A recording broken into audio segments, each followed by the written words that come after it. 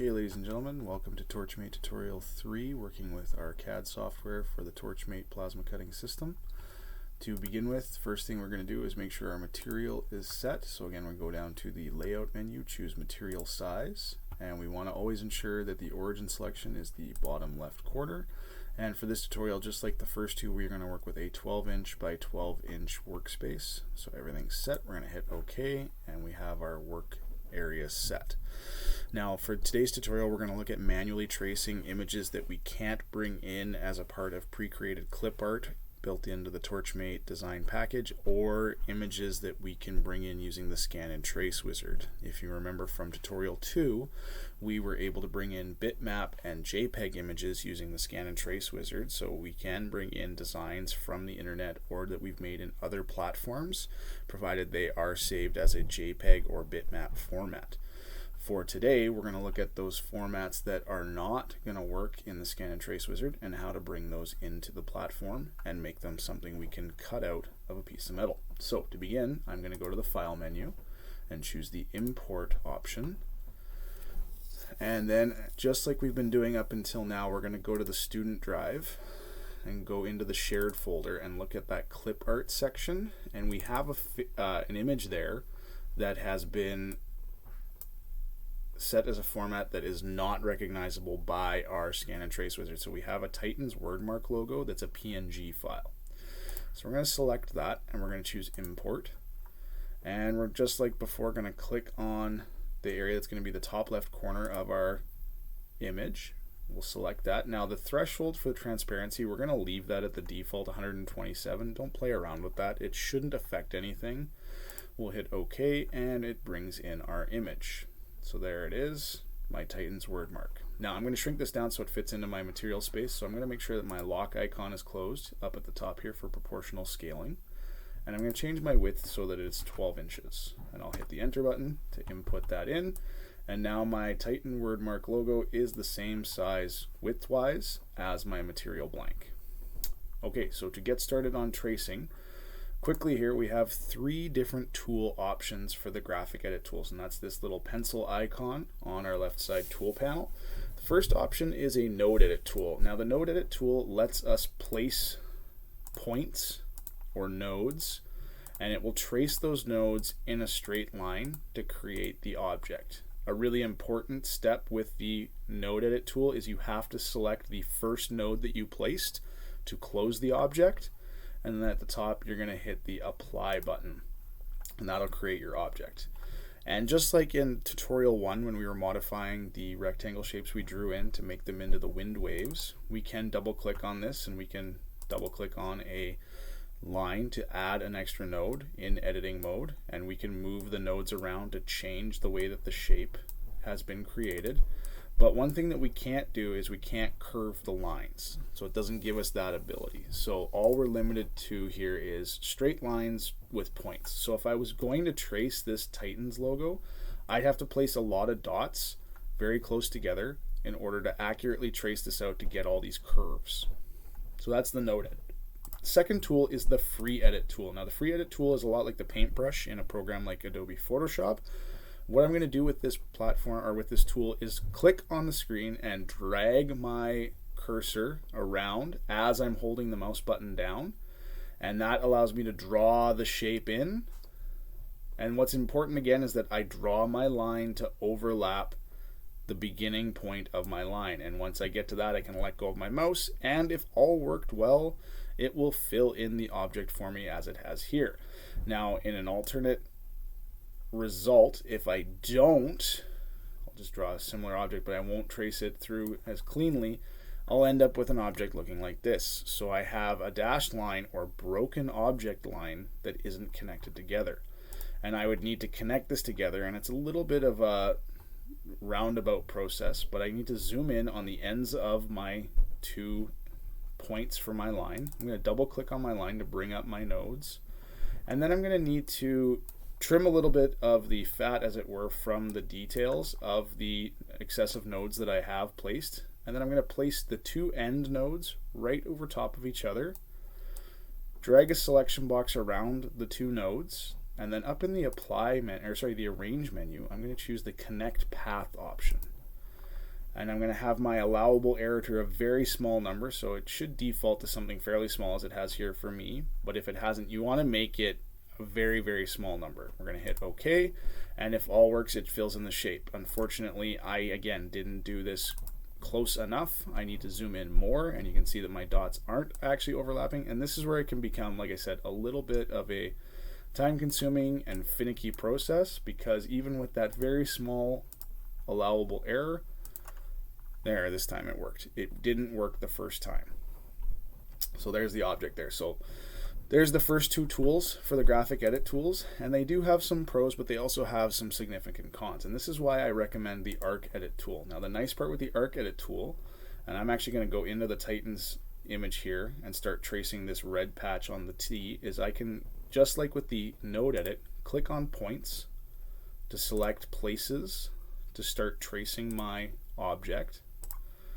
But then once I've done my initial trace and I hit apply, I have my object, and I can double click on it again to go back into editing mode. It allows me now to not only refine the placement of the nodes and double click if I need to add more nodes, but it also allows me to curve the line. So now I can really refine the detail of my tracing to get this to match as close as possible to the design that I'm looking to create.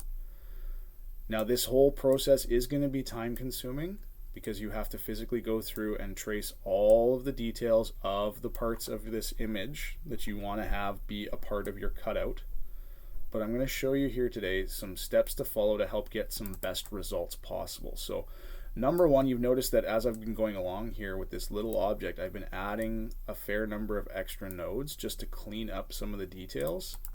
And that's going to be the first point I want to make, is that to make this a really easy process for you, actually more is better when it comes to the nodes. The more of these I add, the less finicky I need to be with placing and curving the lines to get my object to match. So now that I've finished getting this object to match, I hit my apply button, and that looks pretty much spot on to the design detail that I had originally. So I would continue this same step, get my arc edit tool and start tracing the next area of my design. And the neat thing with this tool is that I don't have to just trace one object at a time. I can go here and trace all of the red areas in this letter T, and it'll actually put them together as a grouping automatically because I trace them all simultaneously in one order. So now if I hit apply, those two objects become something I can manipulate. I'll double click on those and enter into editing mode and just give this a little bit of refinement. And again, more is better in this situation. So if I can get more nodes in here to help eliminate space, that's just going to make it easier for me to clean up the lines as I'm going through the details. Now another important note to keep in mention here is the fact that we're going to take this to a machine that's going to cut this out of steel, and there's going to be some lost material, or what we call a kerf, in the torch. Now when we have that kerf occur, that lost material, it's not going to be a perfect cut. So just because, yes, I have a very refined corner here, that's smaller than the torch can actually accommodate in this tight corner of the T. That torch is probably going to stop well short here where my cursor is and not right at the node. So it's not super important that we have lots of small details highlighted. In fact, having the design at sometimes a little bit bigger than the end result could result in a cleaner cut. But that's really going to come into play when we start looking at taking our designs and putting it into the tracing program that I use to create your toolpath before we go to the machine and cut this out of a piece of steel. But just keep in mind that you don't have to be perfect.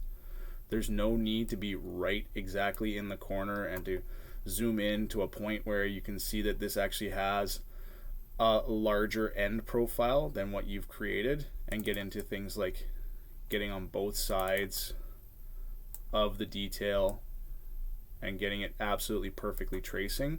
That single point node that I'd placed before is more than enough, because the torch isn't, again, going to even get to that point because it's not that refined.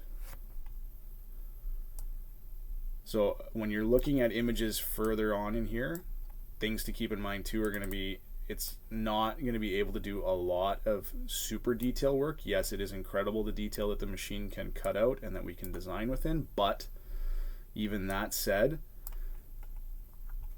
there is going to be some loss of material with that kerf, and you probably want to focus more on simpler designs. But there we go, we've got the center of our T traced out, and I can repeat this same process again for the outside of the T, this white detail line here.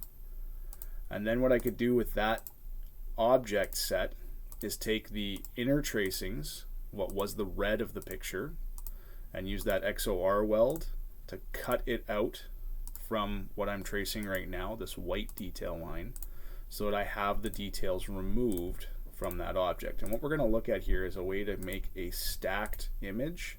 So I'm going to design this so that I end up with two pieces to cut out, or two designs essentially to cut out, that I could put one set of design components on top of the other to result in sort of the effect that I have here, to create different textures, different finishes, but just get a result where the image has a little more detail than if I just cut it out of one piece. So I'm going to hit apply here. We'll get this into edit mode. And this would be the process that I'd have to follow for all of my details. So I'd have to do this to all of the red areas of this Titan word. I'm looking to do this to all of the white areas for the letters. And I'd even be doing this to the outline, the blue segments that's around all of the letters, sort of holding everything together as a frame if you want. Okay, so I'm going to get into just cleaning up this T, and I'm going to use this T as the example for how this process is going to work, and then you're going to need to complete this for the entire wordmark logo. So I'm just going to continue to clean this up, and again, because I've added all these extra nodes in here, I don't have a lot of detail to clean up. This is traced pretty well to the design. I'm just cleaning up a couple of spots, giving myself a little bit of a curve between some of my nodes in some of the more aggressive areas that just simply placing more nodes wasn't going to really fix. And again, this is where the graphic edit tools have a little bit of difference in terms of quality, and the arc edit tool really stands out in this spot. So now I've done that, hit my apply tool, and again, it's not perfect, but it's going to be good enough for what I'm doing here. So now I can select the inside details of my T, the outside details of my T. I'll go to my weld tools, choose my XOR weld. Now, because I have two sets of objects, I have the two that I traced at once, as well as the third that I traced originally on its own. It's just giving me a warning that the objects may not weld cleanly together. Let's just hit OK and see what happens. So here we ended up with a problem because it wasn't able to differentiate between the groupings. It didn't actually weld it cleanly. So what I can do here, just to make sure that that's not going to be a problem, is I'm going to select everything again, but I'm going to use my shift key and I'm going to select the outside of the white layer to deselect it, and then I'm going to go to my layout menu and I'm going to choose group. So now what happens is the inner details are grouped together. I'm just going to move this section here so that when I click on one of the objects of the inner detail designs, it's grouping with all three of those objects. So now when I select all of these and go to my XOR weld, it cuts all three spaces out, and there's my letter T with the inner detail removed. Now, like I said, I want you to repeat this for all of the letters. You're going to cut the red sections out of the white sections, so you end up with letters just like I have here all the way across. And then you're also going to trace the outside of the blue as one object. And what you should end up with is a full design that will look something like this. So here's my original image up at the top here that I traced in. Here are all of my letters that I traced. So the blue sections are the white sections on the original image that I've traced around. And then I removed the inside detail so you can see the grid lines through those openings. So there's nothing there. And anything that is blue would be metal. Anything that's clear or the grid is open. And then I traced the blue sections as well. And you can see that it's just the outline. Okay, so it's like the frame. Everything's going to get held on. And if I put this into the machine, this will cut this black object out as my metal frame. And then it's going to cut all my letters out as the details. And then what I could do is put the detailed letters on top of the frame, and it's going to result in that overlap so that I get a similar result as to my original image, because I'll have the openings for the details in the letters. I'll have the gap between the edge of the metal for the letters and the gap at the edge for the frame, and that creates that layered image.